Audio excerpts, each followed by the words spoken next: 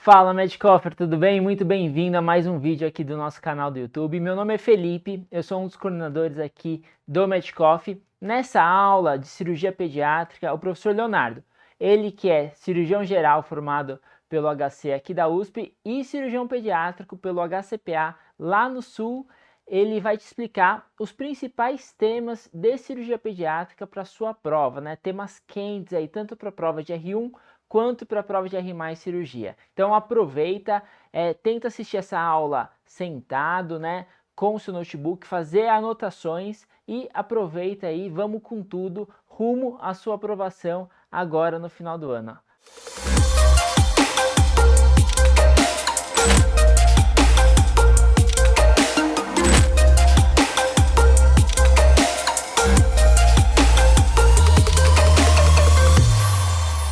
Ver ela depois.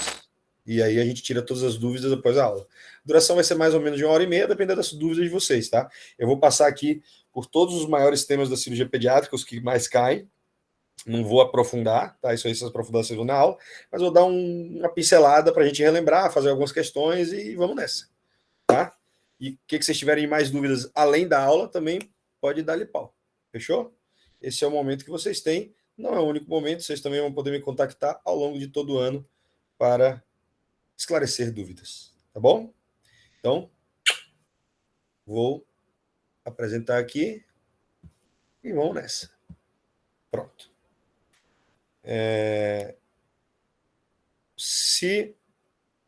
Veja se está passando, tá? Tá passando? Tá passando? Passando tudo certo? Dá um oi. Todo mundo, tudo certo? Diz aí alguém para mim? Tudo certo, ótimo. Então, beleza. Vamos lá. Então, pessoal, essa aí é a nossa revisão de cirurgia pediátrica para o Elite, né? Então, eu quero começar relembrando vocês da síndrome que mais cai, assim, a sequência, né, na verdade, de malformações que mais caem, que é a sequência de Vacter, vertebrais, anorretais, cardíacas, traqueosofágicas, renais e L de Limbs, que é em inglês membros, tá? Então tá aí esse menininho, todo mal formado, ele mostra aí o traqueosofágico, mostra as vértebras, mostra o coração, mostra o rim, mostra anorretal e mostra a genesia de rádio que ele tem ali no bracinho direito, né? Então, a sequência de Vacter, vertebral, anorretal, cardíaca, traqueosofágica, renal e L de Limbs, que é membros, cai todo ano e vai cair esse ano de novo. Não adianta, tem que saber, tem que decorar. Quem não entendeu isso aí, não vai perder muita questão, tá? E para a gente, o que é mais importante da cirurgia pediátrica? Porque aí tem duas grandes doenças da cirurgia pediátrica, que é a atresia de esôfago, tá em traqueosofágico, né? E a no retal vem das anomalias anorretais. Então vamos começar revisando a atresia de esôfago. Vocês lembram que o esôfago e a traqueia têm origem embriológica comum e ao longo ali das primeiras semanas de gestação, eles se separam, tá? O esôfago e a traqueia vêm do intestino anterior embriológico.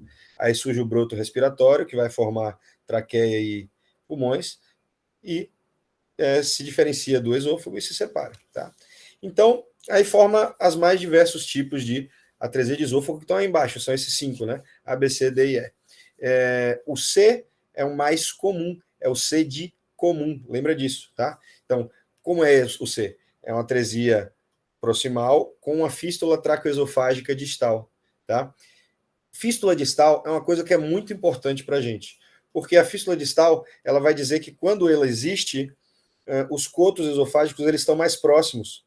Veja bem, se eu não tenho uma fístula do esôfago distal com a traqueia, o esôfago fica lá próximo do estômago, distante do esôfago proximal.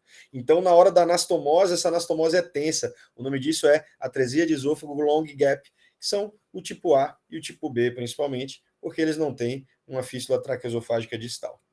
Tá? Então, Léo, pelo amor de Deus, você está falando, eu não estou entendendo nada. É o seguinte, cara, a criança vai nascer e não tem o esôfago pérvio. Então, se ela não tem esôfago pérvio, ela vai tentar engolir saliva e não vai conseguir. Aí vai ficar fazendo essa babinha aí, ó, que a gente chama de salivação aerada. E aí a enfermeira vai lá tentar passar uma sonda gástrica e vai bater em fundo cego. E aí fechou o diagnóstico, é atresia de esôfago. Não precisa de fazer mais nada. Mas a gente sempre faz um raio-x tóraco-abdominal. É o primeiro exame de todos. Por que a gente faz um raio-x tóraco-abdominal? porque além de você ver a sondinha ali enrolada, você pode até injetar um pouquinho de contraste, se você quiser, ou até ar, para ver o esôfago proximal, você vai ver outras coisas. Olha a setinha branca aí, está mostrando uma hemivértebra, uma formação vertebral. Então, esse menino tem uma sequência de Vacter, né? Você precisa ter 2 dos 5. Então, ele tem vertebral e traco esofágico já, de boa formação. Além disso, a gente vai ver uma coisa muito importante: a presença de gás no abdômen. Se tem gás no abdômen, tem fístula distal. Ó, que legal, só com raio-x de abdômen você consegue saber se tem fístula distal ou não. Por quê? Porque se não tem uma fístula traqueosofágica e o esôfago tá fechado, então não vai ter entrado ar no abdômen. Então, só tem gás no abdômen, assim como nessa foto, se tem fístula distal. Então, já posso dizer que esse menino aí do raio-x, ele tem sequência, só com raio-x de abdômen, sequência de Vacter e uma atresia de esôfago com fístula distal. Léo, posso afirmar qual das 3 é? Se é C, D ou E? Não, não posso afirmar. Eu digo com a probabilidade boa, de 86,6%, que é uma fístula do tipo C, né? Uma atresia de esôfago do tipo C de Gross, que é só com fístula distal. Léo, como é que eu pesquiso as fístulas proximais? Olha, as fístulas proximais são muito raras. Normalmente você vai ver no intraoperatório. Mas em alguns serviços eu gosto de fazer, por exemplo, quando eu vou fazer a atresia de esôfago, no intraoperatório ali eu faço uma broncoscopia antes e vejo se tem 2 fístulas. Então, faço uma broncoscopia, só tiver a minha fístula mesmo, que normalmente ali é a altura da carina, pronto, é a fístula distal. Se tiver uma fístula mais proximal, na altura cervical, aí, na hora do intraoperatório, eu já vou ficar mais atento. Mas a broncoscopia não é obrigatória, tá bom? Então, basicamente isso. Nasceu a criança com atresia de esôfago, quais são as primeiras coisas a fazer nas primeiras 24 horas? Fazer esse raio-x de abdômen, um raio-x tóraco-abdominal, pesquisar a sequência dos Vacter, então pesquisar, fazer um ultrassom de rins, ver os membros, ver as vértebras, tá? E fazer um ecocardiograma. Esse exame do ecocardiograma é muito importante. Por quê? Porque a atresia de esôfago, o prognóstico dela está muito atrelado ao peso da criança e a presença ou não de uma formação cardíaca grave, tá? Isso aí é uma escala prognóstica de Spitz. Pode cair, tá? Já caiu uma questão, uma vez. Então, o peso da criança, se é menor que 1.500 gramas, é pior. Então, Spitz A, maior que 1.500 gramas e não tem uma formação cardíaca. Spitz B é menor do que 1.500 gramas, ou tem uma formação cardíaca grave. E Spitz C tem uma formação cardíaca grave e é menor do que 1.500 gramas. Então, o prognóstico vai decaindo bastante, né? Então, primeiro motivo de se fazer um ecocardiograma. O segundo é que o arco aórtico é muito importante. Se essa criança tiver uma dextrocardia ou um arco aórtico para a esquerda, vai atrapalhar muito nossa toracotomia, que seria do lado direito, né? Então, nossa toracotomia seria à direita. Então, toracotomia à direita. Por quê? Porque o arco aórtico normalmente ele vai para a esquerda. Se o arco aórtico vier para a direita, eu tenho que fazer uma toracotomia à esquerda, porque senão eu vou fazer minha toracotomia e vou dar de cara na aorta antes do esôfago. Vai atrapalhar muito minha cirurgia. É factível, mas vai atrapalhar muito minha cirurgia. Então, eu tenho que saber disso antes. Tenho que fazer um ecocardiograma. Tá? Então, pesquisar o Vacter, principalmente o ecocardiograma, para estratificar o prognóstico da criança e pegar uma aguinha aqui. E pesquisar malformações cardíacas graves e o arco aórtico para saber de que lado ele está, tá? E o tratamento, pessoal? Bom, se é uma atresia de esôfago clássica, ali com sua fístula distal, tipo C, posso fazer uma toracotomia direita, como eu falei, essa aí bonitona, essa é uma videotoracoscopia, tá? Você pode fazer por vídeo, não tem problema. O pessoal da USP não gosta, mas você pode. Ligar a veásigos ou não. A veásigos geralmente está em cima da fístula, é opcional ligar ela, mas ela facilita muito a cirurgia. Então tá aí ligada a veásigo e no desenho a veásigo ligada e ele tracionando o esôfago proximal para anastomosar com o esôfago distal, a fístula ligada ali também, tá? Então basicamente isso. A incisão tem uma incisão que chama incisão de Marquese, Júlio Marquese, é uma incisão de pequenininha assim, infraescapular. A gente pode fazer extrapleural ou transpleural, tá? Então a ideia é ligar os cotos. Mas se os cotos não chegarem, se for aquelas que não tem fístula distal, os cotos não chegam, fica tenso. Então, meu amigo, a solução pode ser você fazer uma esofagostomia, uma gastrostomia e com 1 ano, quando essa criança tiver mais peso, uns 10 quilos ali, você programar uma substituição esofágica para ela, que é ou com o colo, uma esofagocoloplastia, ou com o estômago. Mas, Léo, se não dá para você usar o esôfago nativo, quando é uma atresia de esôfago long gap, olha, às vezes dá. Tem uma galera aí que gosta de fazer cirurgias de alongamento esofágico. São técnicas para alongar o esôfago proximal. São as técnicas meio esdrúxulas, assim, tipo, dá um ponto no esôfago, traciona para a parede do tórax, fica tracionando durante dias esse esôfago proximal. Outra é fazer uma miotomia circular no esôfago proximal, alta chance de perfurar, né? E retalhos, enfim, mas nenhuma delas é boa. A USP, principalmente, não gosta de nenhuma delas. Eles fazem isso aí que eu te falei, ó, esofagostomia, gastrostomia e substituição esofágica com 1 ano. Alongamento esofágico pode ser feito no serviço que tem experiência, mas o resultado não é muito bom. Tá? São crianças muito graves também, né? São crianças ruins. Resumão, pré-natal, polidrâmine, bolha gástrica ausente, não te falado, mas tá aí. Pós-natal, salivação errada, cianoses mamadas e não passa sonda nasogástrica.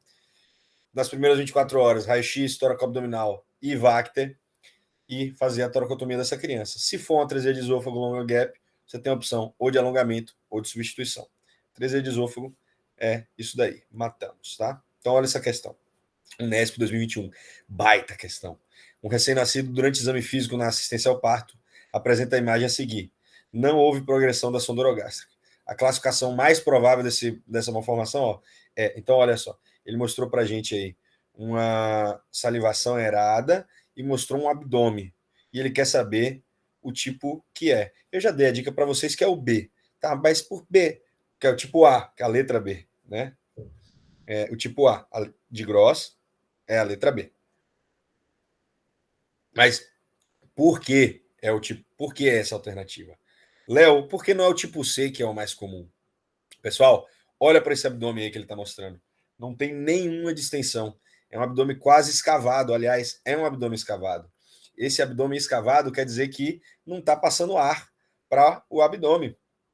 Então não é o tipo C de Greuze, não tem o fístula distal, tá? Então, já matei aí o tipo C e o tipo E. Sobrou o tipo A e o tipo B. Então ele deu na alternativa, porque ele botou na C aí que o tipo de B de Greuze tem curta distância entre os cotos. Mentira! O tipo B de Greuze não tem fístula distal, então longa distância entre os cotos. Então é a B. Tipo A de Greuze com longa distância entre os cotos, dificultando correção primária. Só para vocês se lembrarem, A e B. O B tem fístula proximal e o A não tem fístula proximal. Fechou? Ambos sem fístula distal. Ok? Questão boa, questão para quem sabe, tá? Então, seguindo o nosso Vacter aí, vamos falar das anomalias retais, tá? Assunto muito massa, pessoal. O que são as anomalias retais? Da mesma forma que o esôfago e a traqueia vêm do intestino anterior, o reto e o ânus eles vêm do intestino posterior embrionário. Tá? E ao longo da embriologia ali, das primeiras semanas, 5 semanas de vida, o intestino posterior evolui. Existe uma cloaca, né, no início, né, o septo, o seio urogenital se separa do intestino posterior e o septo uroretal evolui, fazendo com que o cólon chegue no reto, que chegue no ânus, que o reto toque no ânus, basicamente, na membrana anal, tá? Então, é basicamente isso, a embriologia disso aí. E aí vai ter uma gama infinita de malformações. A gente divide em 8, que são as mais comuns, e didaticamente falando é melhor para vocês. Então, é melhor dividir elas em anomalias anorretais, que são comuns aos sexos, acontecem tanto em meninos quanto em meninas, anomalias anorretais só de meninos e anomalias anorretais só de meninas, tá? Então, primeiro, as anomalias anorretais de ambos os sexos. São duas. Anomalia anorretal com fístula reto-perineal, tá? Que é essa daí que eu tô mostrando. Essa daí que tem a fotinha, ó que bonitinho. Léo, esse buraquinho aí no períneo não é o ânus? Não. Por quê? Porque para ser ânus, pessoal, tem que cair no esfíncter, no complexo muscular esfincteriano. Não é só um buraco no meio do períneo, entendeu? Então isso aí não funciona como ânus, não tem papel de esfíncter. Essa pessoa não vai evacuar bem. Isso é uma fístula reto-perineal e tem imperfuração anal, tá? Então é basicamente isso, é uma menina com a fístula reto-perineal. Opa, pera aí, rapidão, consegui ver a dúvida, olha que legal, dá um barulho aqui para mim quando vocês têm dúvida. Então é bom até que tenha dúvida. A atresia de esôfago tipo E mantém os mesmos achados semiológicos, tendo em vista que a perviedade do esôfago ou a suspeita fica prejudicada e a apresentação clínica fica com achados pulmonares. Hélio, perguntaça, meu irmão, muito boa pergunta. Não tem os mesmos achados semiológicos. Normalmente a criança tem mais extensão abdominal do que uma criança normal, e é uma criança que é um diagnóstico difícil. A gente geralmente não descobre ela quando é no período natal. A gente vai descobrir com pneumonia de repetição, como você já previu aí na sua pergunta. Então, basicamente isso. Criança vem com pneumonia de repetição. Uma das coisas a se investigar é uma atresia do esôfago tipo E, que é a fístula em H, né? Um dado interessante sobre ela, já caiu uma questão sobre isso, inclusive, é que ela não é torácica. Normalmente é uma fístula altura cervical, tá? Então, ela é corrigida com cervicotomia. E como é que a gente vai descobrir que existe uma fístula traqueosofágica? Ou você pode fazer um estudo contrastado do esôfago, estômago e duodeno, não necessariamente vai ver, e o que você pode fazer é fazer uma endoscopia combinada com a broncoscopia, com o uso de azul de metileno, para ver se existe passagem de um para outro, tá? Excelente pergunta, meu irmão. Vamos ali para voltar para as anomalias não retais, tá? Então, já sabemos, ó, quando vocês fazem perguntas, dá um barulhinho aqui para mim. Então, continuem fazendo que a gente vai ver e responde, tá? Não se incomodem de pausar a aula. Hoje eu estou toda à disposição de vocês, até a hora que vocês me quiserem.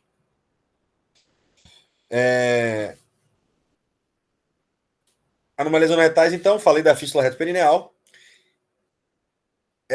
Ela é uma anomalia. O que você precisa saber sobre ela? Ela é uma anomalia comum a ambos os sexos e ela é muito mais fácil de corrigir do que as outras.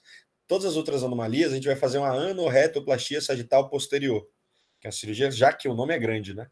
Nessa aí é só uma anoplastia. Pessoal, porque vê nesse corte aí em desenho, que o reto ele está muito próximo do complexo muscular. Está muito próximo do esfíncter. Então você não precisa fazer uma incisão grande que vem do cóccix até o períneo, até lá embaixo, né? Então, basicamente isso. A anoplastia, a proctoplastia, ou mini penha, né? Porque a anorretoplastia sagital posterior é o penha. Você pode fazer um mini penha, que a gente chama, que é fazer basicamente a incisão do penha, né? Sagital posterior, mas em proporções menores. Tá? Outra comum a ambos os sexos é o ânus imperfurado sem fístula. Ele é muito raro, pessoal. A única coisa que vocês precisam saber sobre ele é que ele é comum em síndrome de Down. Então, a associação dele é forte com síndrome de Down. Mas não precisa saber muito mais sobre ele, não, tá bom? Ânus imperfurado sem fístula é comum nas pessoas com síndrome de Down.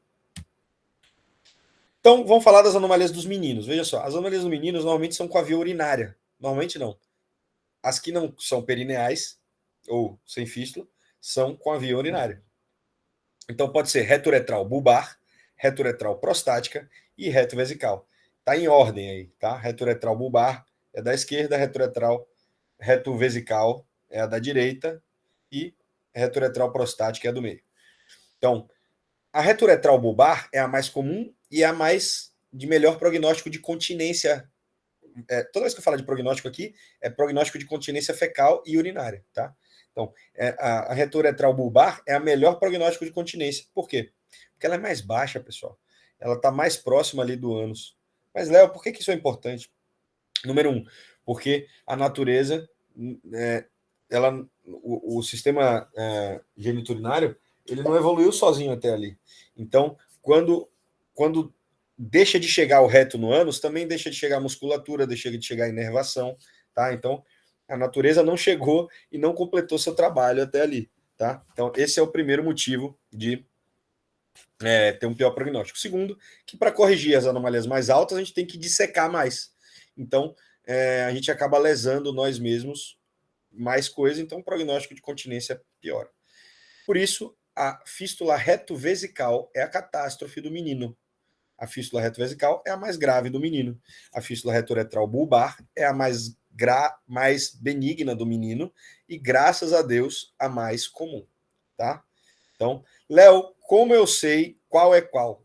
A olho nu não dá. Olha aí o exame perineal. Dos 3. É isso aí, ó. Você vai ver um pintinho, você pode ter meconúria, sair mecônio pela urina, mas não abre fístula nenhuma no períneo. Então, vamos ver daqui a pouco como é que a gente vai saber diferenciar. Tá? Então, como é que maneja o menino? O menino nasce com ânus imperfurado, a neonatologista liga para o cirurgião e fala: tem um menino aqui com ânus imperfurado. O que a gente vai fazer nas primeiras 24 horas? Raio-x tóraco-abdominal de coluna, já sabe, ecocardio, descartar atresia de esôfago e ultrassom de rins e vias, já sabemos por quê. Porque a gente quer descartar a síndrome Vacter, a sequência de Vacter, tá? E, Léo, por que eu não opero essa criança agora, ou porque eu não faço um raio-x para ver onde está esse reto? Porque nas primeiras 24 horas de vida, esse filho de Deus ainda não engoliu ar suficiente para que o ar passe por todo o intestino e vá até o ponto mais distal do intestino. Ele engole o ar quando ele chorou pela primeira vez. E às vezes isso leva 24 horas para passar por todo o intestino dele. Então, às vezes tem uma fístula retoperineal que você não viu ali no exame físico, porque a fístula está colabadinha. E aí, quando o ar passou por todo o trato gastrointestinal, ele soltou um punzinho, a fístula abriu.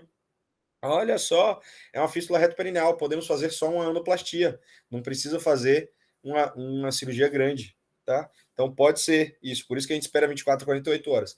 Não surgiu uma fístula, com 24 a 48 horas você reavalia o períneo, ou seja, deixa a criança de sonda gástrica, porque ela é uma criança sem anos, né? Vocês já sabem o que aconteceu com o pintinho que nasceu sem anos, então a gente deixa uma sonda gástrica, tá? Aberta, repõe eletrólitos, tá? A gente trata como se fosse um obstrutivo. E aí,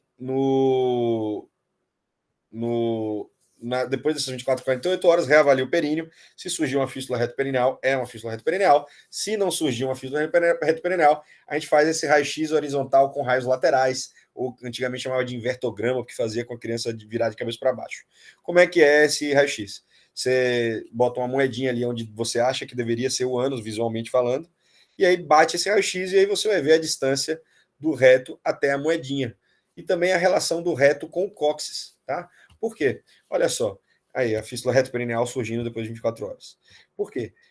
Se for uma fístula retoperineal, é anoplastia, tá? Se o gás estiver abaixo do cóccix e não tiver muitas anomalias associadas, tipo assim, ó, tem um defeito cardíaco, uma atresia de esôfago, anomalia no retal.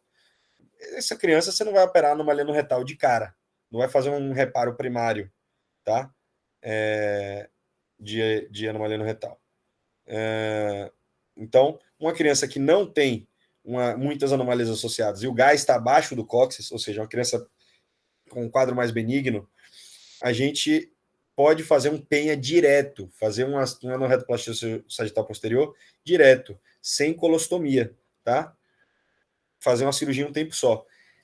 Tá errado fazer colostomia? De forma nenhuma tá errado fazer colostomia. Se a questão te perguntar, nunca tá errado fazer colostomia, tá? Por quê? Porque é bom, às vezes o centro tem menos experiência no maleno retal, é bom dar uma injetadinha em contraste ali, estudar o defeito antes, vocês vão ver que a gente vai fazer isso, né? Vai estudar o defeito antes para ver e decidir se vai ou não fazer o penha e quando vai fazer o penha, tá? Gás acima do cóccix, ou seja, anomalias mais altas e defeitos associados, tem que fazer colostomia antes. Léo, como é que é essa colostomia? A gente vai falar daqui a pouco. Tá? E as meninas? As meninas é mais fácil, são só duas. Ou é fístula vestibular ou é a cloaca. E no exame físico você consegue ver. Vê só que não é fístula reto vaginal, não, tá? É fístula reto vestibular. Porque ela aparece no vestíbulo da vagina. A fístula reto vaginal, ela apareceria no canal vaginal. E ela é muito rara, ela é tão rara que é praticamente inexistente. Segundo o próprio Penha, que é o cara que mais estuda isso no mundo, né? Então, é a fístula reto vestibular o nome correto. No exame físico, você olhou ali, abriu o vestíbulo da vagina da menina, tem 3 orifícios, um para a uretra, um para a vagina e um para o ânus. Fechou, fístula reto vestibular. Na cloaca é o contrário. Você abriu, só tem um orifício. É um orifício que dá origem a um canal comum, e esse canal comum vai se dividir entre vagina, uretra e reto. Essa aí é a catástrofe da menina, vocês podem imaginar por quê. Isso é uma cirurgia de 8 horas, velho, 10 horas. É uma cirurgia de uma anatomia dificílima, normalmente tem duplicação vaginal, útero de Delfo. Aí a anatomia não é exatamente como você pensava que seria. Essa cirurgia é muito complicada, viu? E, obviamente, o prognóstico de continência também é muito pior. Mas, graças a Deus, a fístula retovestibular é a fístula mais comum da menina, né? A anomalia no retal mais comum da menina, tá bom? Como é que maneja a menina? Parecido com o menino. Ânus perfurado, fazer ali, pesquisar a sequência de Vacter, só que nela tem uma particularidade nas meninas que tem cloaca. Nas meninas que tem cloaca, às vezes, a angulação da vagina, por causa desse canal comum, não deixa escoar a secreção da vagina. E aí vira um hidrocolpo, hidrometrocolpo, que pode perfurar, como aí na imagem, um canal vaginal gigantesco cheio de secreção. Né? Ele pode perfurar ou ele pode obstruir os dois ureteres. Então, a única emergência das anomalias anorretais é drenar hidrocolpo. Então, além da ultrassom de rins e vinhas, na menina tem que fazer ultrassom abdominal para descartar hidrocolpo. Se tiver hidrocolpo, já faz ali a vaginostomia com a colostomia da cloaca, porque na cloaca você vai precisar fazer colostomia. Tá? Então, nas meninas, 24 horas, inspeção perineal igual aos meninos. Se tiver uma fístula perineal, anoplastia. Se for uma cloaca, colostomia. Se for uma fístula vestibular, você pode ou não fazer colostomia antes, tá? Se não tiver fístula visível, você faz seu raio-x ali e maneja conforme. Se você for um serviço que sempre colostomiza todo mundo, tanto faz, é só colostomizar, tá? Como é que é essa sua colostomia? Isso cai muito, tá? Essa colostomia tem que ser entre descendente e sigmoide, veja bem, não é entre sigmoide e reto. Tem que ser entre descendente e sigmoide e tem que ser em duas bocas. Por que tem que ser entre descendente e sigmoide? Porque tem que ser alta para você poder ter reto para baixar na cirurgia. E tem que ser num colo fixo para evitar prolapso. Então, o colo descendente é fixo, né? Diferente do sigmoide que é frouxo. Então, do descendente, no finalzinho dele ali, na transição com o sigmoide. É o lugar da colostomia. E tem que ser em duas bocas. Por que em duas bocas? Não é em alça, veja bem, não é em alça, é em duas bocas, bocas separadas, tá? A boca proximal, obviamente, é para evacuar, e a boca distal é para a gente fazer esse exame, que é o colostograma. Injeta contraste na colostomia distal e vê aí, estuda o defeito, e aí você vai operar com o defeito tudo estudadinho, né? Então, lembrem que a uretra, eu falo isso na aula, né? A uretra aparece com um braço, né? Um braço dobradinho assim. Então, se você vê a fístula chegando no ombro, no cotovelo, perdão, é uma fístula retroretral bulbar, no menino, né? Se for chegando no braço, é uma fístula retroretral prostática. E se estiver chegando no ombro, é uma fístula retovesical, tá? O penha é essa cirurgia aí, que é a anorretoplastia sagital posterior, que a gente faz uma incisão ali na linha mediana do períneo e vai ressecando as fibras parasagitais para cada um para o seu lado, vê exatamente, testa com eletricidade onde é o músculo, com o eletroestimulador, e aí posiciona onde é o esfíncter, né? A gente posiciona o reto no centro do esfíncter e dá ponto. E essa é a cirurgia de penha, ou anorretoplastia sagital posterior. Então vamos à questão. Nesp também 2021. RN de parto normal, a termo, parto normal, sexo masculino, recebeu os cuidados adequados de recepção natal sem apresentar ocorrências. O exame físico perineal, ausência de anos. Após 4 horas, apresenta meconúria. A conduta mais adequada é realizar. Veja só.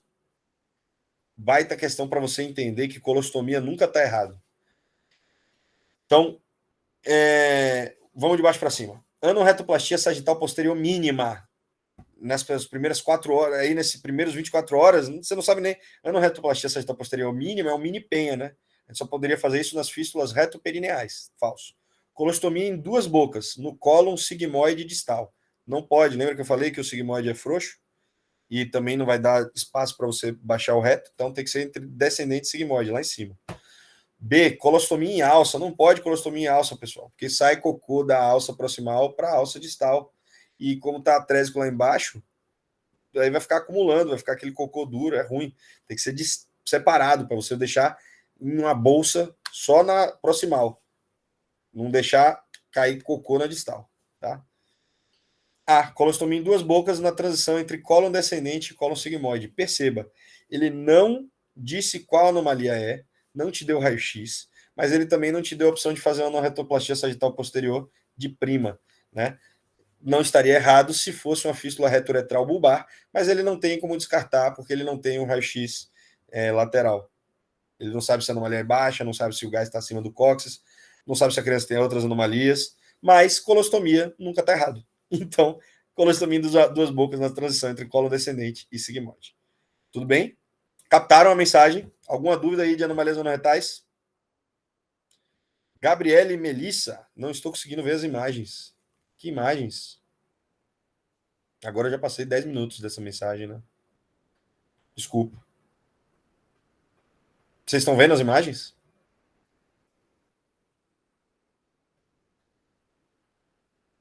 Top. Perfeito.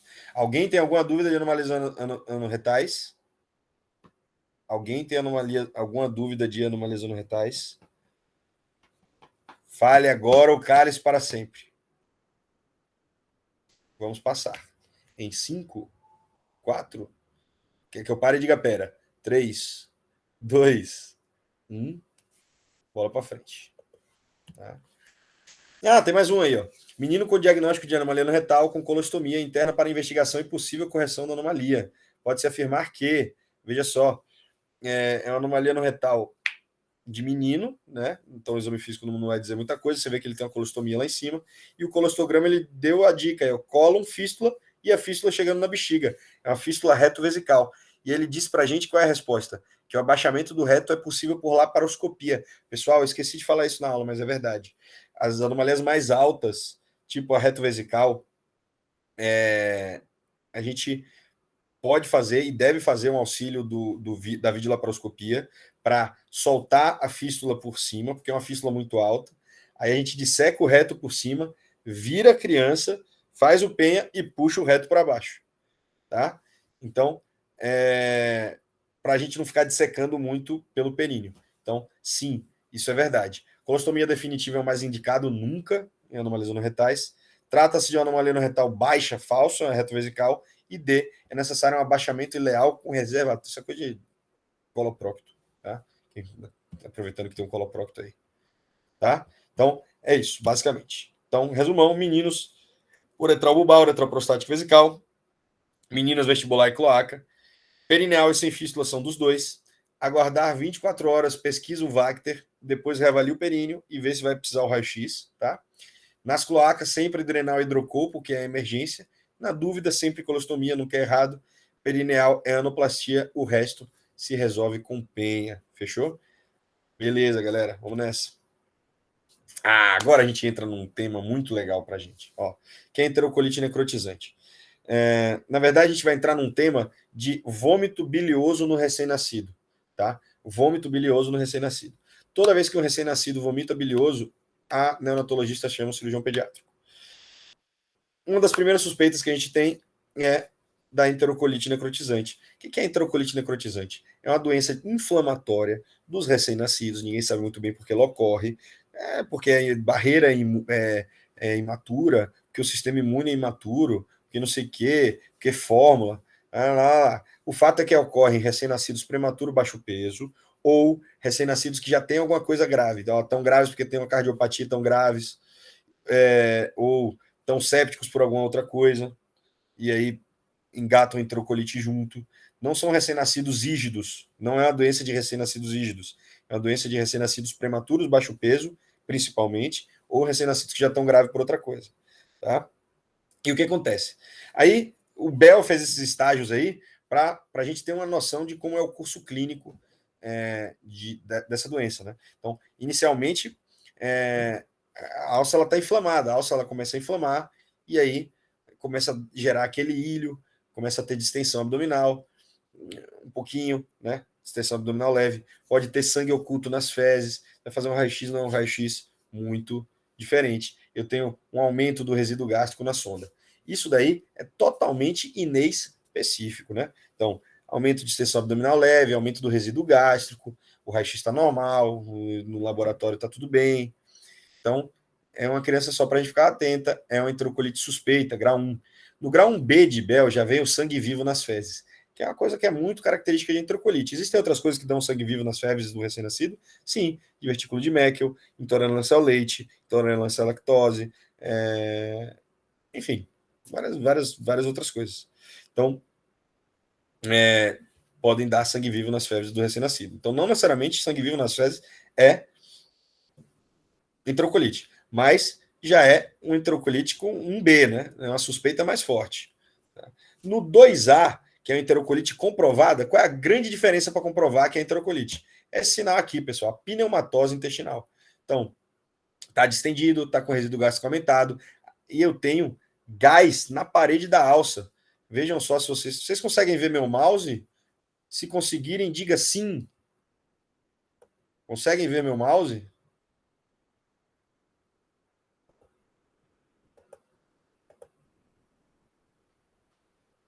Top, que legal. Então, ó, a parede da alça aqui, ó, você tá vendo?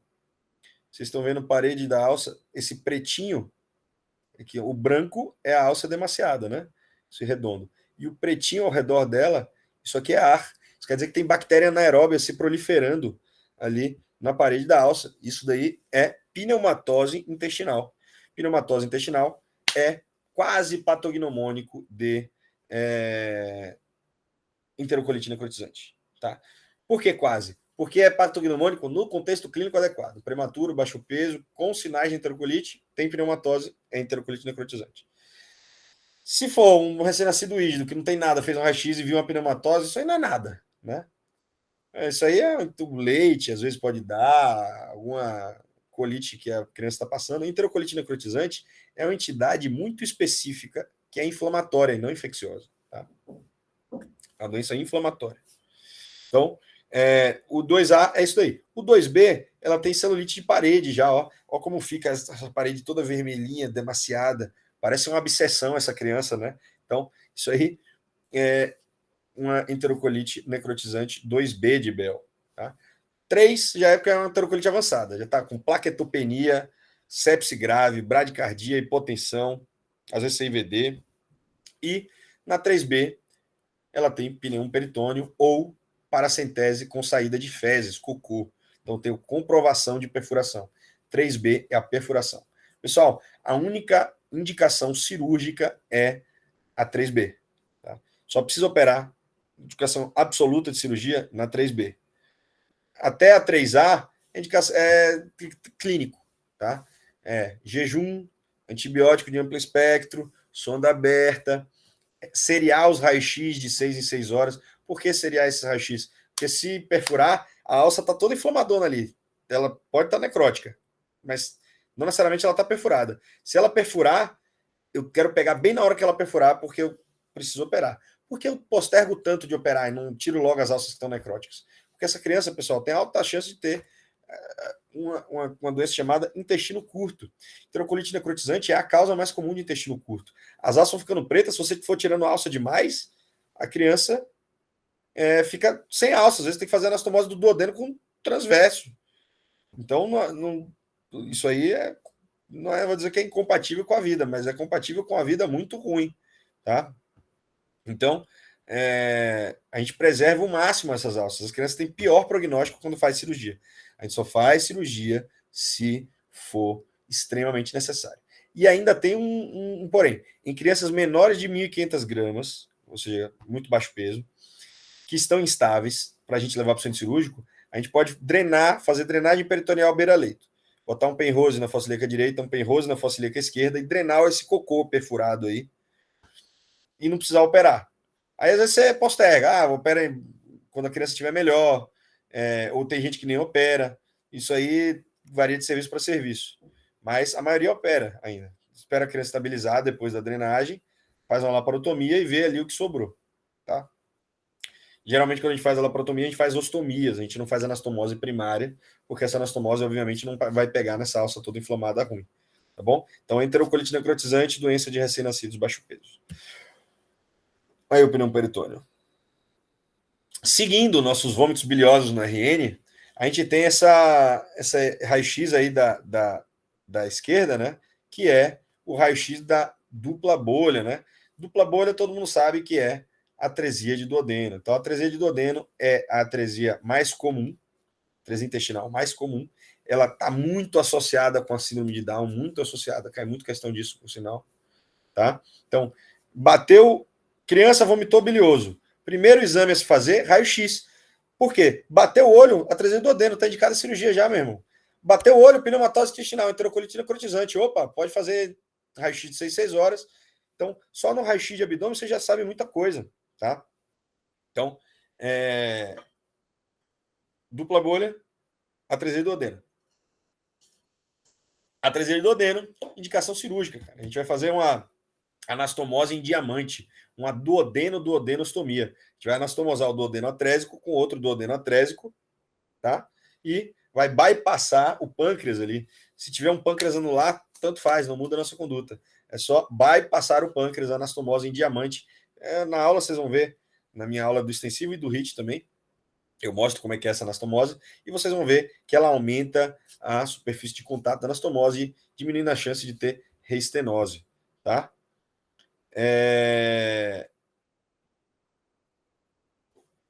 Tem uma pergunta lá, deixa eu só terminar esse slide que eu vejo, tá?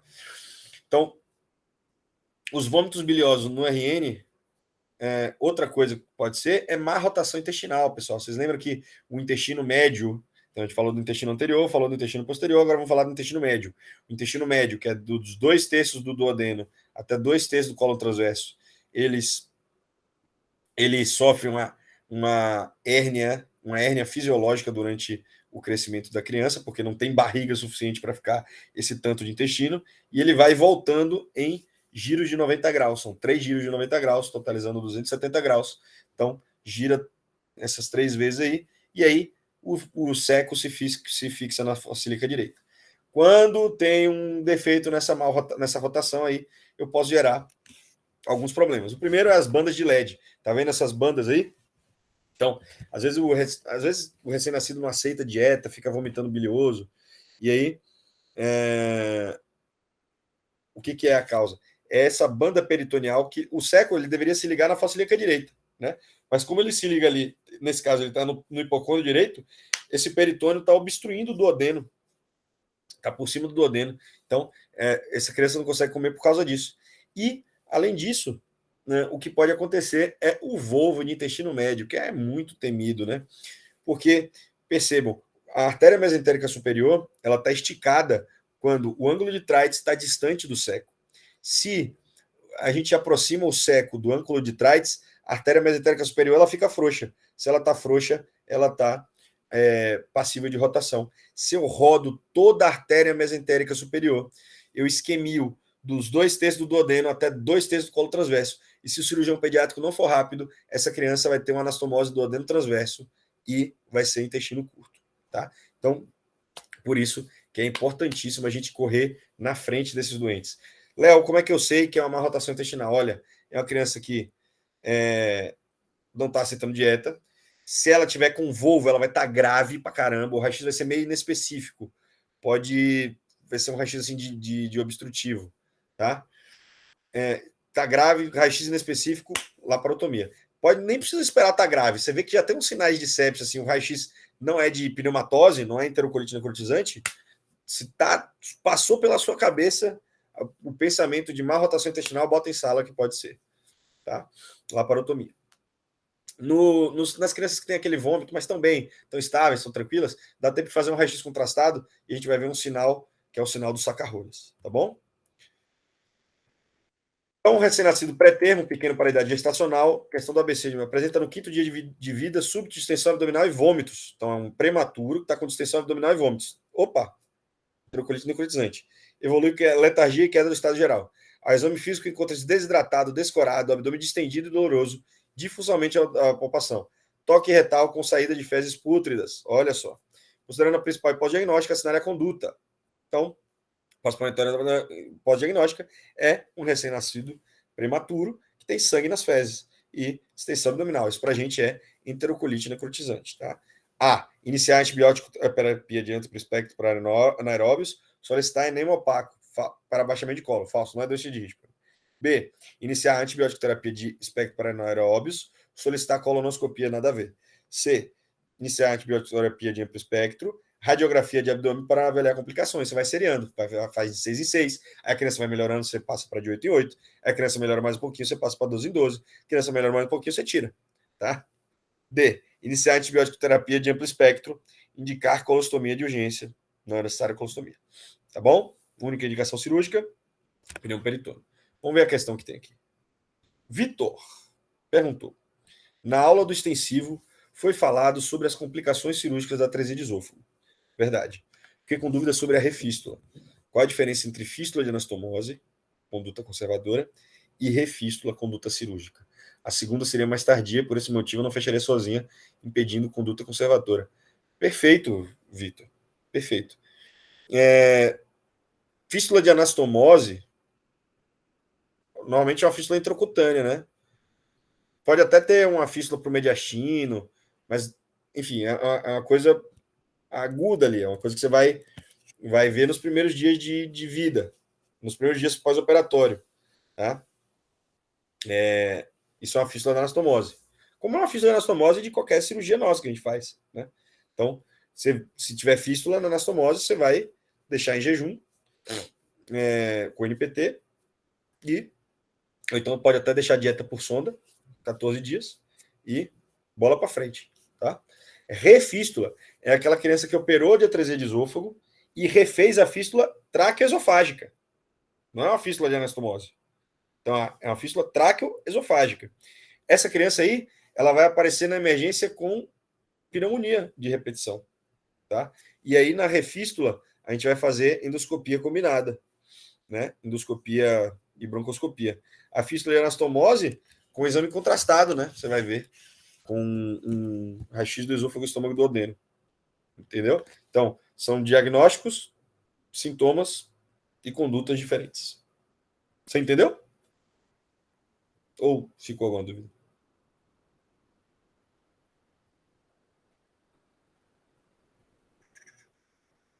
Perfeito. Perfeito, perfeito, perfeito. Passemos para o próximo tópico. Alguém tem alguma dúvida em vômitos biliosos em recém-nascidos e qualquer tópico desse tema? Vamos passar, tá? 3, 2, 1, passemos. Passemos então para outra causa de vômitos, mas dessa vez vômitos alimentares, tá? Não são vômitos não são vômitos biliosos, são vômitos alimentares, que é a estenose hipertrófica de pylori. Estenose hipertrófica de pylori geralmente ocorre em recém-nascidos rígidos, tranquilos, nasceram bem, tá? Geralmente é o primeiro filho, nasceu bem, às vezes tem uma associação com uso de fórmula, assim, e foi para casa essa criança. Só que ela voltou vomitando. Aí o pediatra, ela pode ter voltado aí da segunda até a 10ª semana de vida, mais ou menos, tá? Então, ou é um recém-nascido ou é um lactente jovem. 2 a 10 semanas de vida, tá? Aí voltou vomitando, o pediatra achou que era refluxo, fracionou a dieta, não melhorou, deu omeprazol, não melhorou. E aí ela já estava vomitando há uns 2, 3 dias, ela chegou na emergência, meu irmão, desidratada, letárgica, mal. E chegou com um distúrbio característico, que é a alcalose metabólica, hipoclorêmica e hipocalêmica com acidúria paradoxal. O que é isso daí? Então, no exame físico tinha uma oliva pilórica, tinha peristalse gástrica visível ali, que é o sinal de Kussmaul, né? Que é o estômago lutando contra o piloro. O que acontece? A camada seromuscular do piloro, ela hipertrofia, obstruindo a mucosa, tá? Então a criança vomita muito. Vomitou muito, está perdendo muito hidrogênio e muito cloro. Como está perdendo muito cloro, o rim fica incapaz de excretar bicarbonato, que tem uma bomba lá de cloro e bicarbonato. Então, sem cloro, o rim não excreta bicarbonato, e aí sobra bicarbonato no corpo. Sobrou, faz alcalose metabólica. Alcalose metabólica. Como eu estou com pouco cloro, é uma hipoclorêmica. Alcalose metabólica hipoclorêmica. Só que aí a criança está muito desidratada também, aí sobe a aldosterona. A aldosterona sobe, para preservar só de água. Só que aí, em troca disso, ela joga fora potássio e hidrogênio.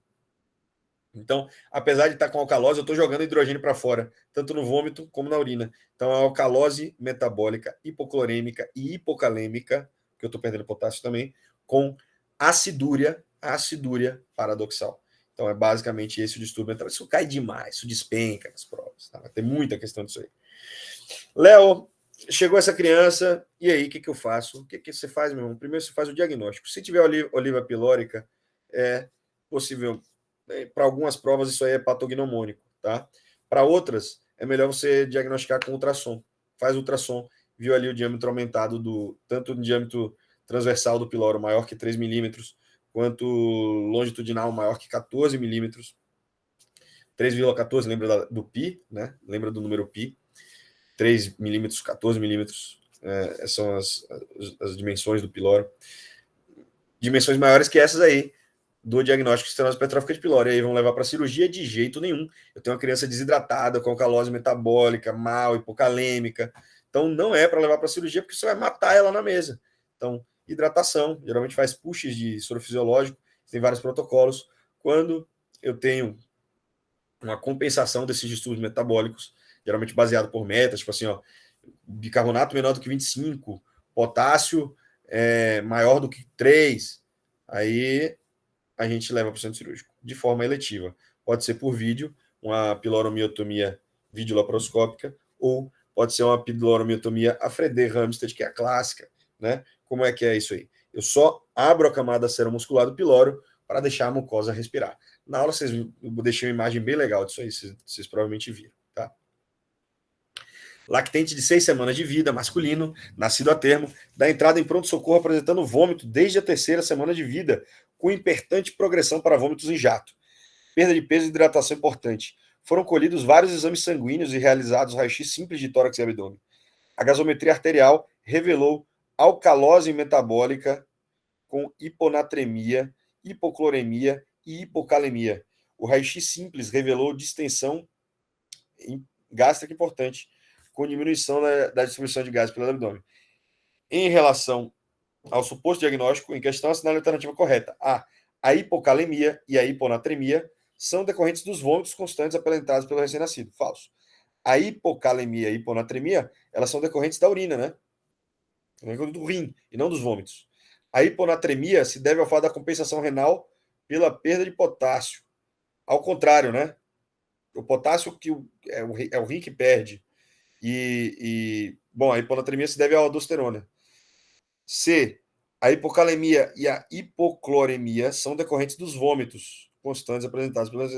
Não é a hipocalemia, só a hipocloremia. A hipocloremia é decorrente dos vômitos. D. A hipocloremia é decorrente de vômitos constantes apresentados. Isso sim. O resto é o rim, entendeu? Essa questão ela ficou meio dúbia, porque é indiretamente decorrente dos vômitos, né? Tudo é causado pelos vômitos. Mas que ele quis saber de forma direta o que é causado pelo quê. Então, diretamente, o vômito é hipocloremia. E aí o resto, o rim, que dá conta do recado. Entendeu? Saindo desse negócio de vômitos, vamos falar de sangue nas fezes. Tá? A intussuscepção intestinal é a causa mais comum de obstrução intestinal em crianças. Tá? E o que é a intussuscepção intestinal? É quando uma alça entra para dentro da outra. Literalmente, falei, entra para dentro. Tá? Entra para dentro da outra. Então, nas crianças, o mais comum é a invaginação ileocólica, o ilho passar pela válvula ileocecal e ir para o colo. E o mais comum é a causa primária, ou seja, não existe uma causa bem definida do porquê que isso acontece. Léo, mas tem aquele negócio que não é uma virose, é uma adenite mesentérica? É. Só que eu não tenho uma estrutura anatômica com nome. Tipo assim, ó, é um divertículo de Meckel. É um linfoma desse linfonodo aqui. Não tem estrutura anatômica com nome para dizer que foi a tração isso que tracionou o meso para jogar uma alça para dentro da outra. Então, a causa primária é mais ou menos ali hipertrofia das placas de Paia, tá?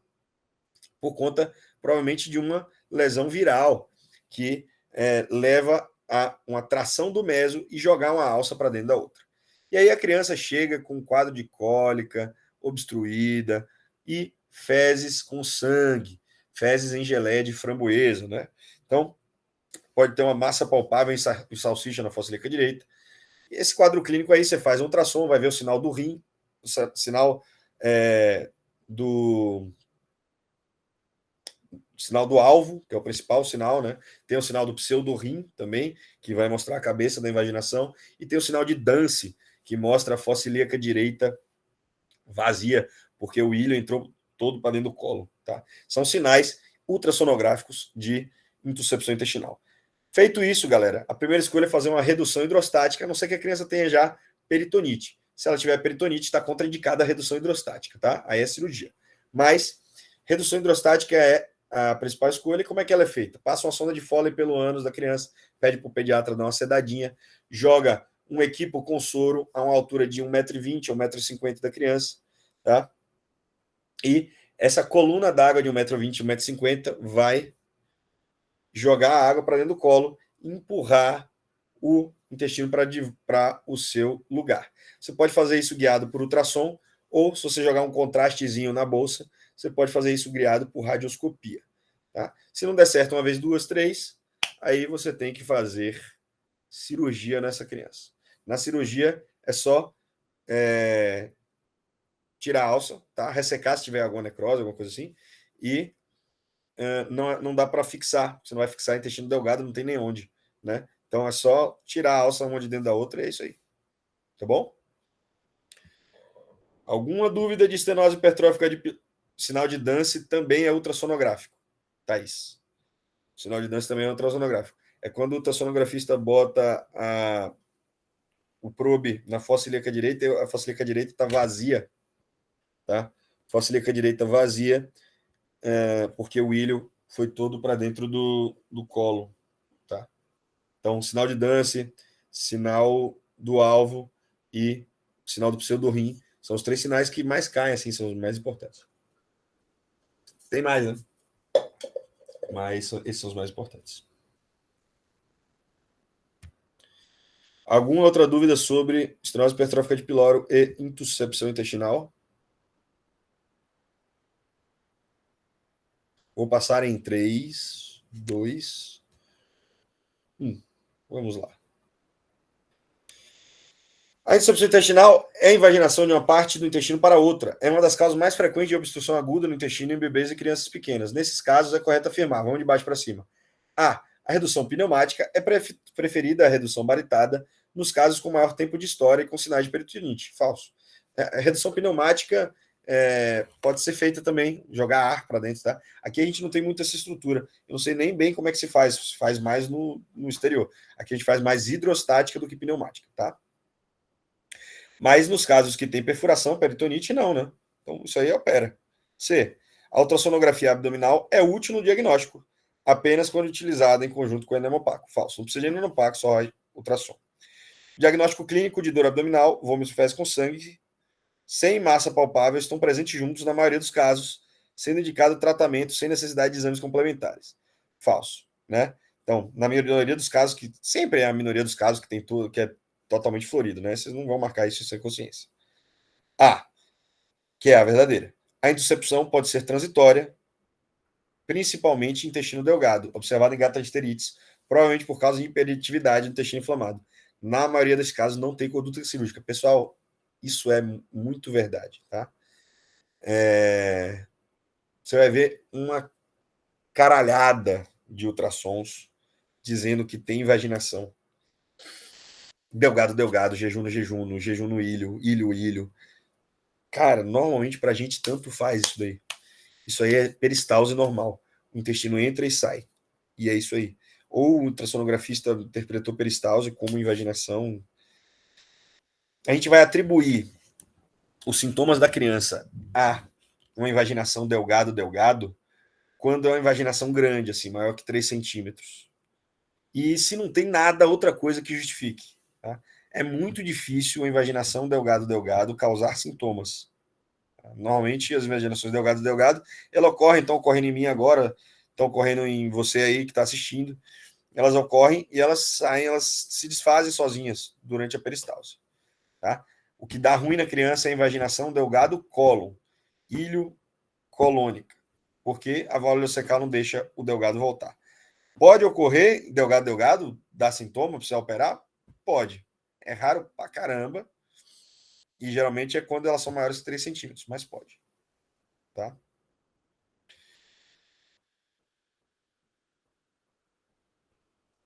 Desculpe, a Thaís, desculpe insistir, desculpa de forma nenhuma, não precisa. Quis perguntar se dance é apenas ultrassonográfico ou a ausência de alça em fossa ilíaca direita no raio-x também é sinal de dance. Só na ultrassonografia que eu saiba, Thaís. Eu nunca vi ninguém se referir à ausência das alças na fossa ilíaca direita no raio-x como sinal de dance. Tá? Até porque seria meio difícil de ver isso, né? Porque o raio-x. É, no raio-x você não consegue diferenciar o que é delgado e o que é colo ali na fossa ilíaca direita, entendeu o que eu quero dizer? Não tem. Acho que não vai ter muito como você dizer que isso é dance, tá?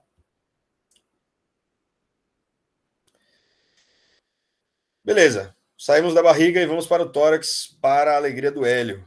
Né? Malformações broncopulmonares. O que são malformações broncopulmonares, pessoal? Malformações broncopulmonares são 4 principais, 4 grandes grupos de malformações que são decorrentes da malformação ali, da formação do. Estou falando formação um bocado, né? Mas elas são decorrentes da formação do pulmão. As 4 principais são a MAC, que é a malformação adenomatoide cística. Hoje o nome novo dela é malformação congênita das vias aéreas e do pulmão, né? MCVAP. Mas nas provas ainda tem muita prova que chama malformação adenomatoide cística mesmo. Tá? Então, malformação adenomatoide cística é essa aqui, ó, com pequenas múltiplas bolinhas. Malformação adenomatoide cística, pequenas múltiplas bolinhas. Cisto broncogênico, que é esse daqui, ó, uma bola grande e única. Isso é um cisto broncogênico. Um enfisema lobar congênito, que é esse lobo hiperinsuflado. Enfisema não é um nome muito correto, mas é uma hiperinsuflação do lobo, tá? Que vai comprimir os outros. E o sequestro pulmonar. O sequestro, ele é um parênquima não aerado. Você vê, ele é não aerado. O parênquima não tem ar nenhum, não é preto, não tem bolinhas, mas ele tem uma circulação sistêmica que vem da aorta direto. Tá? Isso é sequestro pulmonar. Pode ser intralobar, extralobar e esses extralobares, inclusive, pode ser extratorácico. Por exemplo, esse daí que está mostrando, né? Um subdiafragmático, por exemplo. Tá? Então, basicamente são essas 4. Uma formação nematóide cística, cisto broncogênico, sequestro pulmonar e enfisema lobar congênito. Ele pode te pedir na imagem para diferenciar qual é qual, e ele cobra isso um bocado, e é fácil.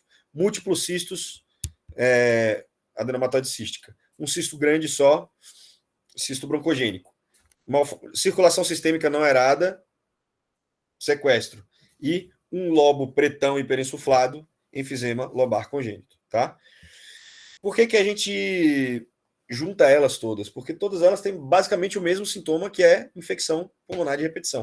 O diagnóstico pode ser no pré-natal, mas pode ser depois também, com a criança voltando, chegando aí com pneumonias de repetição. Tá? Então, é basicamente isso.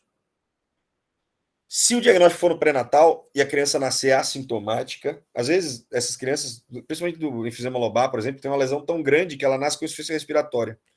Pode acontecer. Nesse caso, é cirúrgico logo na vida neonatal. Ali, tá? Se o diagnóstico pré-natal nasce assintomático, a gente faz uma tomografia computadorizada com 6 a 8 semanas ali de vida, tá? 6 a 8 semanas ali de vida, e vai operar ali com 3 meses, 3 a 5 meses de vida, 3 a 6 meses de vida, a gente faz essa cirurgia. Para a criança ter uns 5 quilos, pelo menos. Então, é basicamente isso.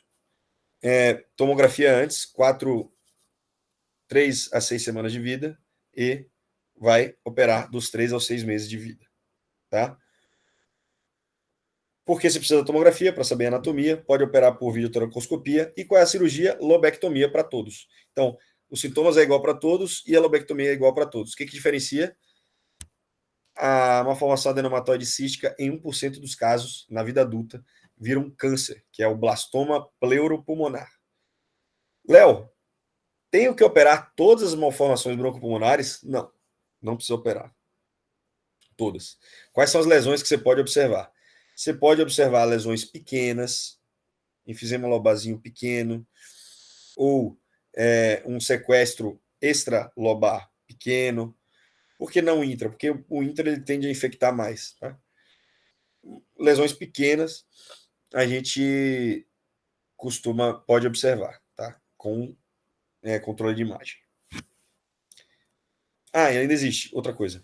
Existem lesões mistas. Existe, por exemplo, uma lesão que parece aí o enfisema lobar, ou a malformação congênita das vias aéreas e pulmão, né, uma malformação adenomatoide cística, só que tem uma circulação sistêmica, por exemplo.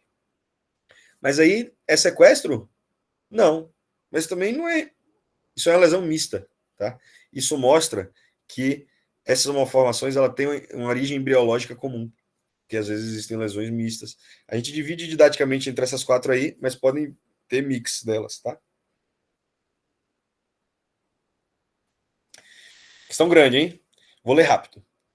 Leiam também. Paciente feminino de 9 meses, nasceu prematuro de 35 semanas e 5 dias, de parto cesáreo. Apgar 4,8, peso 2,785. Necessitou de ventilação com pressão positiva em sala de parto. Então, nasceu grave já.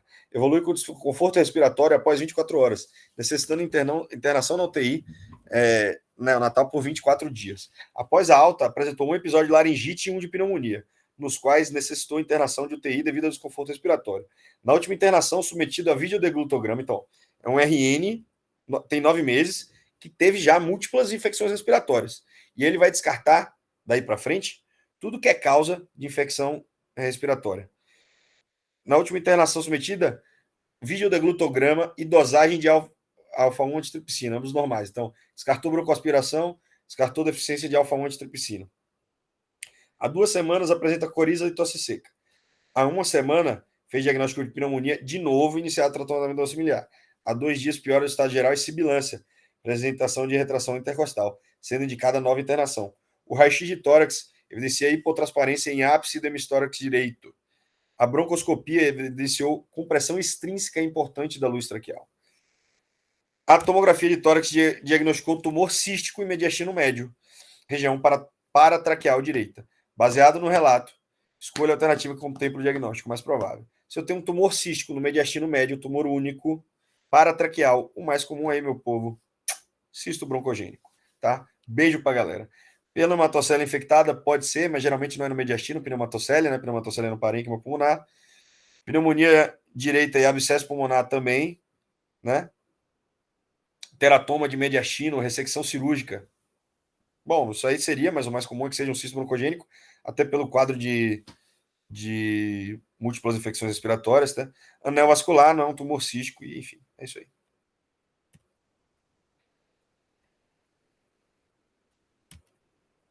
Vamos, alguma dúvida aí de malformações broncopulmonares? Alguma dúvida? Não.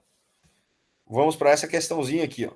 Menino de 2 anos de idade apresenta aumento do volume no esquerdo, aumento do volume no flanco esquerdo e hematúria microscópica. Realizou tomografia que revela massa sólida em polo superior do rim esquerdo. Qual a principal hipótese diagnóstica? Essa aí, aluno Medicoff não erra. O principal tumor do rim da criança é sólido, é o Wilms, ou o o Wilms, ou nefroblastoma, tá? Nefroblastoma.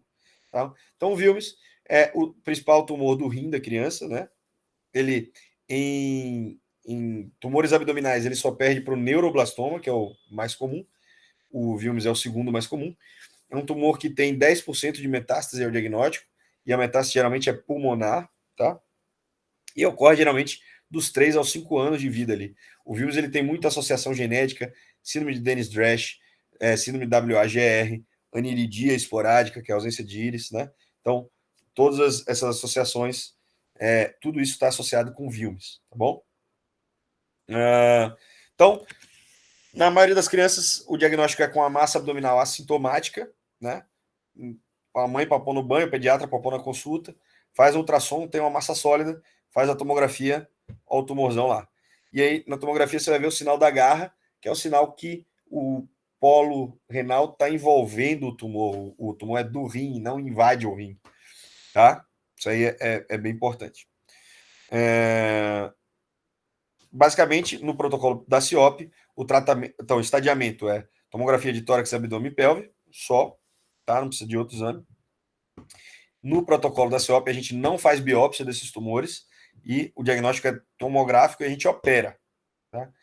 Geralmente é uma nefrectomia total, uma nefrectomia radical. Baseado na peça que a gente manda para o patologista, ele vai fazer um estadiamento pós-operatório e esse estadiamento vai dizer quanto tempo de quimioterapia adjuvante, né? Léo, e a quimioterapia neoadjuvante? Pessoal, quimioterapia neoadjuvante, ela é para praticamente todo mundo. Então, as crianças que no estadiamento não tem metástase, fazem 4 semanas de quimioterapia neoadjuvante, faz nefrectomia radical e depois decide quanto depois de quimioterapia. As crianças que têm metástase de diagnóstico fazem 6 semanas de quimioterapia neoadjuvante, depois nefrectomia e depois vê a quimioterapia após. Isso só não vale para as crianças menores do que 6 meses de vida. Crianças menores do que 6 meses de vida, neles a quimioterapia, o benefício é menor do que o risco e a toxicidade da quimioterapia para essas crianças. Então, nessas crianças é nefrectomia direto e só quimioterapia adjuvante. A gente não faz a neoadjuvância. Fechou? Tumor de Wilms, basicamente isso aí. Ele pode cobrar alguma coisinha sobre nefrectomia poupadora de néfrons, está na moda, tá? A gente costuma fazer em caso de tumores bilaterais, né? Que são o estadio 5, né? Wilms bilateral. A gente, obviamente, para não tirar os 2 rins, a gente faz poupadora de néfrons, principalmente no que tem menos tumor, tá? E em crianças sindrômicas também, por exemplo. Essa criança tem síndrome de Dennis-Dresch. Então, ela tem alto risco de ter Wilms. Síndrome de Beckwith-Wiedemann, ela tem alto risco de ter Wilms. Então, faz uma nefrectomia poupadora de néfrons, se puder, porque tem alta chance dela ficar recorrendo, ter do outro lado. E aí, você tirar o rim todo, ela vai ficar sem rim, tá? Então, nefrectomia poupadora de néfrons nesses casos principais. Em lesões pequenas, tá? Que não invadem sistema coletor. Beleza? Então aí, ó, protocolo da CIOP, menores que 6 meses, cirurgia e quimioterapia, maiores que 6 meses, quimioterapia neoadjuvante por 4 semanas se não tiver metástase, 6 semanas se tiver metástase. Radioterapia só para casos selecionadíssimos, tá? Neuroblastoma é o tumor mais comum do tumor sólido extracraniano mais comum da criança. É um tumor que surge nas células da crista neural, tá? Então pode surgir em qualquer lugar, mas ele é mais comum na suprarrenal, mas pode ser do pescoço, pode ser da pelve, pode ser do reto peritônio, pode ser do tórax, neuroblastoma torácico, mediastino posterior, tem bastante. Mas o mais comum é na suprarrenal, tá? Então, é um tumor neuroendócrino, ele produz catecolaminas, então vai dar diarreia, perda ponderal, hipertensão, tá? Ele é um tumor muito agressivo, 40% dele tem metástase diagnóstico, metástase principal para a medula óssea, depois para ossos, depois para linfonodos, totalmente diferente do Wilms, né? E ele vai comprimindo, já que ele é um tumor muito agressivo, então pode ter dor abdominal, alteração da marcha, síndrome de Horner nos torácicos, tá? Então, basicamente isso. Esse menino aí com guaxinim bilateral, vocês devem lembrar da aula, é uma metástase de neuroblastoma para o plexo venoso orbitário posterior. Tá? Neuroblastoma, ácido vanil anélico e ácido homovanílico é o laboratório, tem essas outras coisas relativas ao prognóstico que você pode fazer, mas para diagnóstico, catecolaminas urinárias, né? Que é o ácido vanil mandélico, ácido vanílico e fazer a cintilografia com MBG também para o diagnóstico. Tá? estadiamento, a gente vai fazer imagens, enfim, tórax, abdômen e pelve, pode ser tomografia e ressonância. No estadiamento, a gente vai fazer a cintilografia com meta-iodo-benzinguanina, que marca essas células cromafins aí, células neuroendócrinas. Tem que biopsiar a lesão, diferente do Wilms, porque a gente vai estudar a biologia do tumor, estudar a genética, o gene NMIC, vocês lembrar que ele é muito importante para o prognóstico, e tem que fazer biópsia de medula óssea no estadiamento de todos, porque 40% tem metástase ao diagnóstico e a metástase maior é para a medula óssea. Tá? Tá, o estadiamento muito, muito, muito complexo, vocês não precisam decorar, e vocês devem se lembrar da aula que o importante é saber a localização do tumor, a idade da criança, quanto mais jovem, melhor prognóstico, histologia e o NMIC. Isso daí é muito, muito, muito importante. Tá? Então, NMIC amplificado, pior prognóstico. Histologia, então é um neuroblastoma, como é que eles falam? Neuroblastoma muito indiferenciado, e eles estudam a genética, se é hiperdiploide, se é diploide, enfim, tem amplificação do gene, deleção do 11q, 2p, enfim, tudo isso daí influencia no prognóstico. Tá? E localização. O do tórax, por exemplo, é muito mais benigno do que o do abdômen, normalmente. Tá?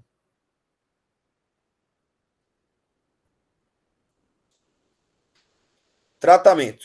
Então, o neuroblastoma, ele varia muito, pessoal. Então, baseado desse estadiamentão ali, ó, por exemplo, nesse estadio A, ele nem faz NMIC. Por que ele não faz NMIC?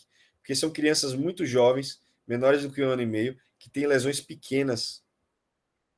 E nesses aí eles nem biopsiam. É só observar a lesão. Lesões pequenas na suprarrenal ali. Então, são tumores que somem sozinhos, às vezes. Mas, por outro lado, a maioria deles faz quimioterapia neoadjuvante, seguida de cirurgia e quimioterapia adjuvante após. Os com doença disseminada fazem transplante de medula. A radioterapia, de novo, para casos muito selecionados. Menino de 2 anos de idade apresenta aumento de volume no flanco esquerdo, imatura microscópica, realizou tomografia que revela massa sólida em polo superior do rim esquerdo. O principal diagnóstico é o Wilms, né, pessoal? Nefroblastoma de rim esquerdo. Isso está muito grande, vamos direto para o assunto, daqui a pouco vai ter outra dela. Tá? Então, vamos falar de criptorquidia, pessoal. Hernia inguinal e hidrocele. Tá? Então, aumento do volume aumento do volume inguinal da bolsa escrotal ali do menino. Ela pode ser hernia inguinal e pode ser hidrocele. Como é que eu vou diferenciar um do outro? Lembram? Transiluminação. Transiluminei, brilhou igual uma lâmpada, é hidrocele. Não brilhou, tá sólido, é hernia inguinal. Tá? E aí, como é que eu sei se uma hidrocele é cirúrgica ou não é cirúrgica? Tudo isso vem, tanto hérnias quanto hidroceles, vem da persistência do conduto peritônio vaginal. Vocês lembram? Então, se persiste o conduto peritônio vaginal aberto, é hérnia, basicamente, né? Então, só entrou água ali, no caso da hidrocele. Mas pode entrar uma alça a qualquer momento. Então, toda a persistência do conduto peritônio vaginal a gente opera, que gera sintoma, né? Então, se eu tenho uma hidrocele e eu consigo reduzir esse meu conteúdo de volta para a cavidade abdominal, esse líquido de volta para a cavidade abdominal, eu tenho o conduto persistente, então o conduto está patente, então eu tenho que operar. Porque da mesma forma que a água vai e volta, uma alça pode entrar. Se eu tento pegar esse líquido e reduzir ele de volta e ele não reduz, não volta para a cavidade abdominal, é uma hidrocele não comunicante. E, portanto, não vai para entrar uma hérnia porque o anel inguinal interno está fechado, o conduto peritônio vaginal interno está fechado. Então, não vai entrar uma alça ali, isso a conduta é expectante até mais ou menos uns 2 anos. Tá? Esse líquido vai ser reabsorvido ali no testículo. Hernia inguinal na criança sempre opera, não tem distinção, sempre tem que fazer cirurgia, e em recém-nascido tem que operar antes da alta. Lembra que os recém-nascidos, eles têm alta chance de encarceramento. Então, antes da alta, a gente opera recém-nascido. Tá? Basicamente isso. E criptorquidia, pessoal? Lembrar para vocês que testículo palpável e não palpável é o que vai diferenciar para a gente. Os palpáveis, todos a gente faz orquidopexia a partir de 4 a 6 meses de vida. Os não palpáveis, se eles são não palpáveis, a gente faz uma videolaparoscopia e vê se o anel inguinal interno está aí. Se os vasos estão indo para o anel inguinal interno, como na figura B. Se os vasos estão terminando em fungo do cego, não tem o anel inguinal interno, como na figura A. Ou se o testículo está abdominal, na figura C. Não me faça, pelo amor de Deus, não me faça estímulo hormonal, não me faça exame para procurar testículo, nada. Testículo não palpável, tem mais de 4 meses de vida, está indicado a videolaparoscopia, tá?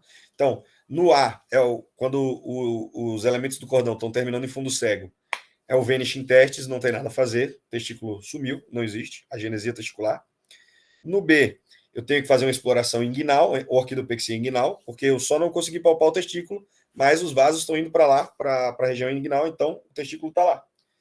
E na C, eu vou tentar fazer uma orquidopexia em um tempo só. Se o cordão for muito curto, eu posso usar o Fowler-Stephens, que é cortar os elementos do cordão e reoperar em 6 meses depois. Ou posso fazer o Shihata, que é fazer aquele varal de alça. Você lembra? Fixar o testículo na parede contralateral, deixar o varalzinho ali para as alças pesarem sobre o cordão e, com 3 meses depois, operar essa criança e fixar o testículo na bolsa. Tá? Hérnias, hidroceles e criptorquidia. Alguma dúvida?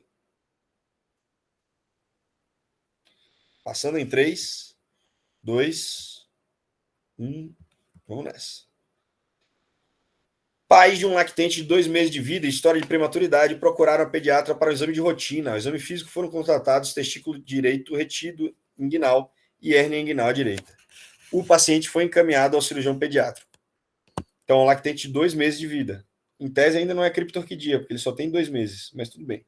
Com base nesse caso hipotético, sinal é a alternativa correta. O problema é que ele tem esse testículo na inguinal, não dá para esperar até 3 meses, porque ele tem uma hérnia inguinal.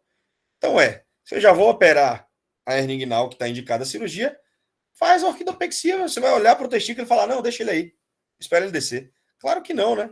Inguinotomia, viu o testículo ali, fixa, liga a hérnia e acabou a cirurgia. Né? Então é C, indicar a cirurgia imediata para a correção da hernia inguinal e realizar orquidopexia concomitante. Tá bom?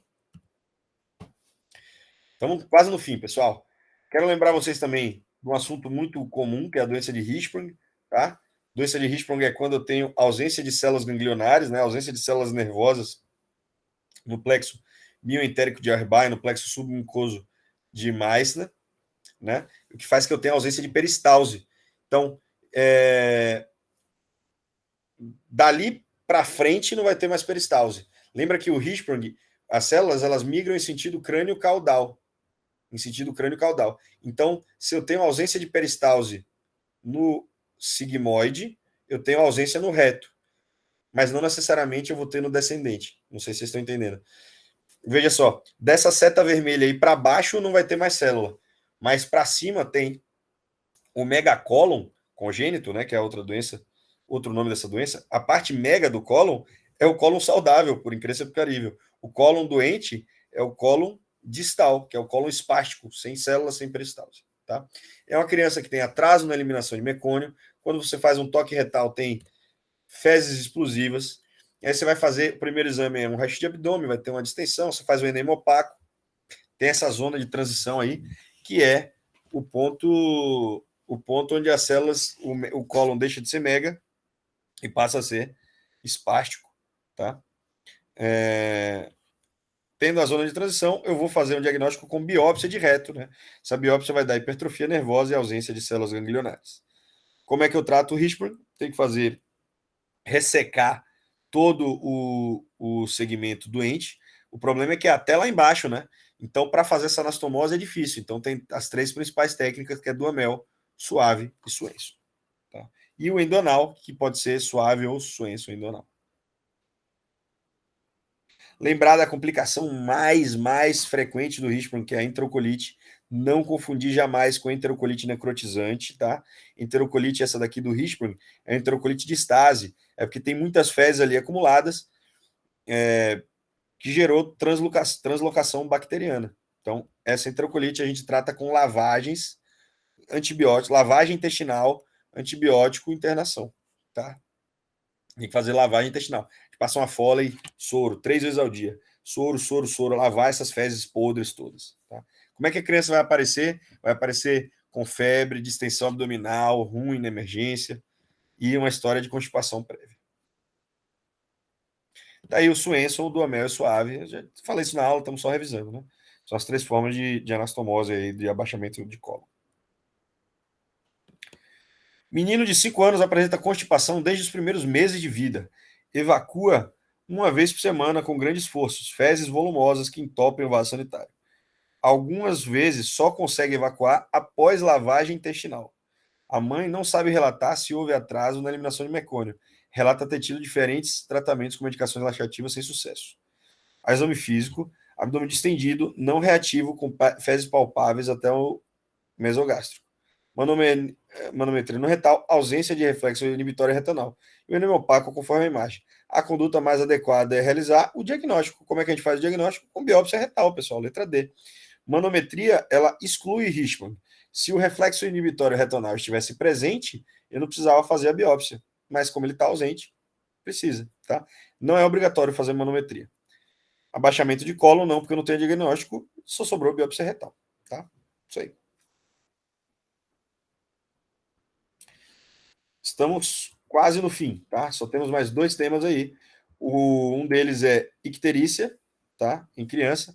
Então, no recém-nascido, vocês vão lembrar muito aí da atresia de vias biliares estrepáticas, que não é uma doença congênita, ela ocorre normalmente ali a partir da 2ª, 3ª semana de vida, que a criança vai para casa, é um recém-nascido rígido, foi para casa, tinha uma icterícia que não melhorou, ou que surgiu tardiamente, ou que não melhorou desde o período neonatal e evoluiu para colia fecal e colúria, né?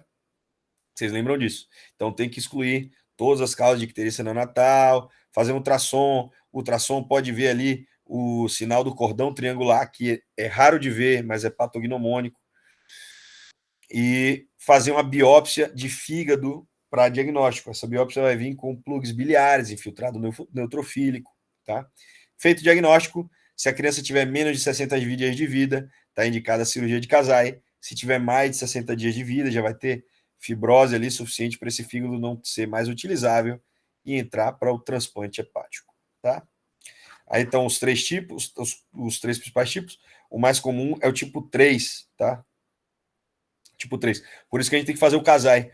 Por isso que a gente tem que encostar o jejum no fígado, porque a gente não tem via biliar suficiente para fazer uma derivação biliodigestiva, na maioria dos casos. Você vê que no tipo 1 até daria, não precisa fazer Kasai no tipo 1. Você pode fazer uma colédoco jejunal aqui.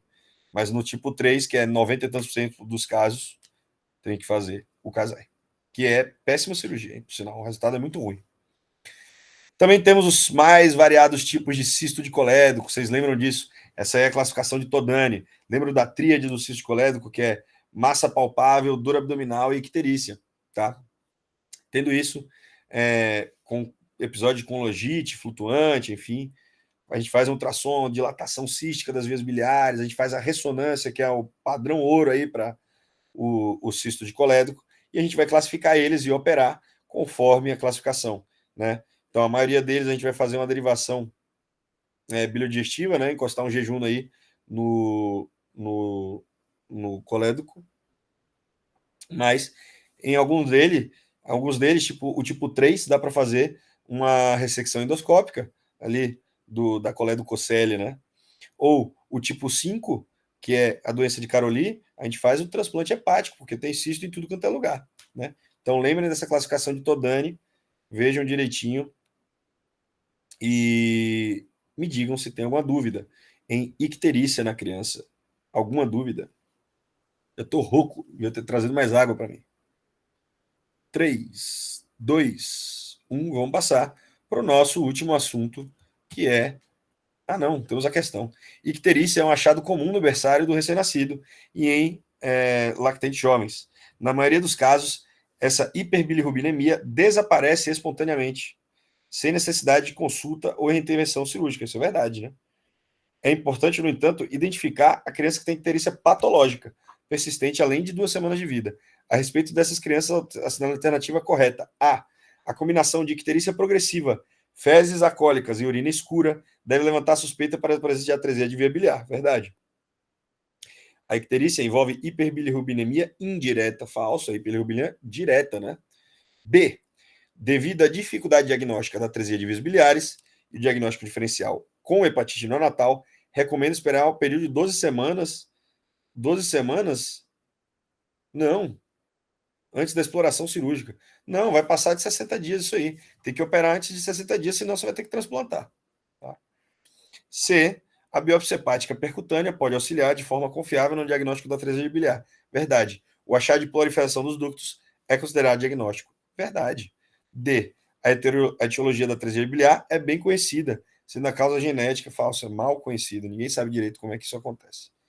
É o procedimento de portoenterostomia hepática, a cirurgia de Kasai, é a operação padrão para o tratamento de lactentes com atresias biliares, evitando a necessidade da realização do transplante hepático na maioria dos casos. Falso. 30% dos casais funcionam. 30% vão ter que transplantar em algum momento da vida. E 30% tem que transplantar agora porque já não funciona direito. Então você faz o casal e ele já deu ruim logo de cara. Então, 30% só funcionam para sempre. Tá? Nosso último assunto, onfalocele e gastrosquise.